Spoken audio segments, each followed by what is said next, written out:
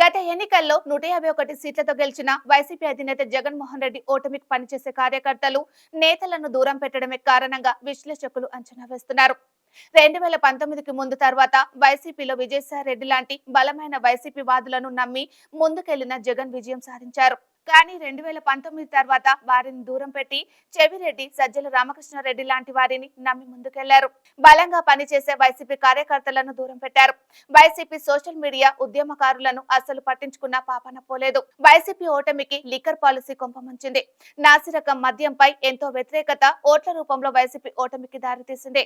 2019కి ముందు ప్రాణం పెట్టి పనిచేసిన వైసీపీ కార్యకర్తలు సోషల్ మీడియా కారులను పట్టించుకోకపోవడంతో వారు పనిచేయలేదు. అదే ఓటమికి దారితీసింది. విజయసాయి రెడ్డి లాంటి పనిచేసే వాళ్లను దూరం పెట్టి పైరవి కారులైన చెవిరెడ్డి, సజ్జలను ఎంకరేజ్ చేసి పార్టీని, కార్యకర్తలకు, ప్రజలకు దూరం చేశారని కార్యకర్తలు విమర్శిస్తున్నారు. ఇదే వైసీపీ ఓటమికి కారణమని చెప్పొచ్చు. Please subscribe to జై Swarajya TV. Jai Swarajya TV. జై స్వరాజ్య టీవీ. జై స్వరాజ్య టీవీ.